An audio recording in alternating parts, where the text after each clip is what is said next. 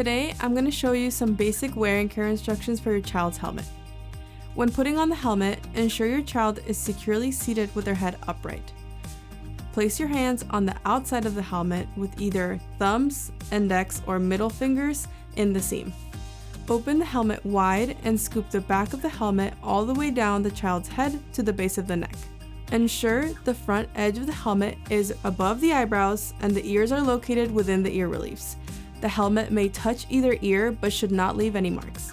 Place the foam spacer and feed the strap through the chafe, trying to ensure the helmet plastic is touching the foam. Secure the Velcro down. Now, let's review how to properly clean the helmet.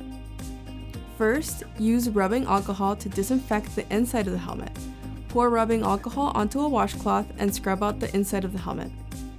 Next, you will use mild baby shampoo to firmly scrub the inside foam of the helmet. We recommend using a baby shampoo that your child has used in the past so that we know that they aren't sensitive to the product. Next, using a wet washcloth, wipe away any residue left by the shampoo. Finally, grab a dry hand towel and wipe away any moisture that's left inside the helmet and let the helmet air dry.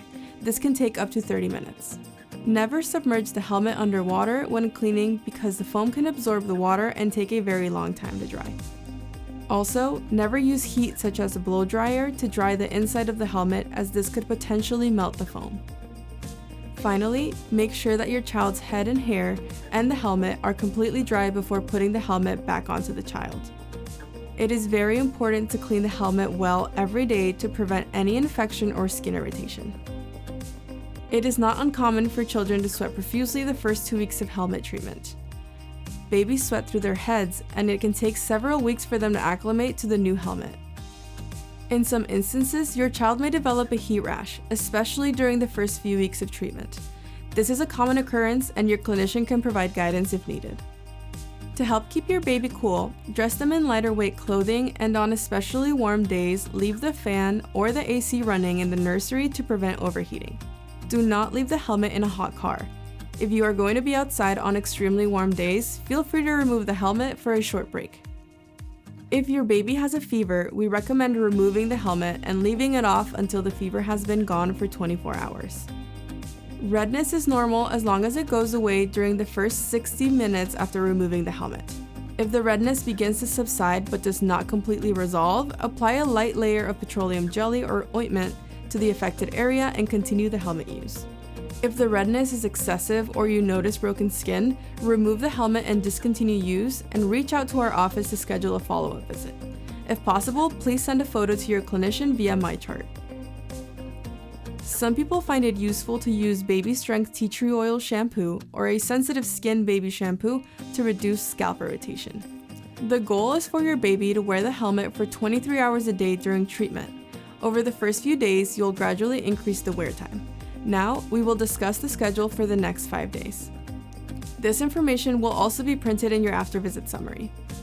Today is day 1. Your child will wear the helmet for 1 hour and then remove it for 1 hour. You will repeat this pattern all day, except during nap time and nighttime. On day 2, your child will wear the helmet for 2 hours and then remove it for 1 hour. You'll repeat this pattern all day, except during nap time and nighttime. On day 3, your child will wear the helmet for 4 hours with 1 hour breaks. On this day, your child can start wearing the helmet during nap time, but not during nighttime. On day 4, your child will wear the helmet for 7 hours with 1 hour breaks. On this day, your child can start wearing the helmet at nighttime. On day 5, our goal is for your child to be wearing the helmet for a full 23-hour cycle. We will aim for that 23-hour cycle to be completed before your first follow-up appointment. At this appointment, we will address any issues that have come up.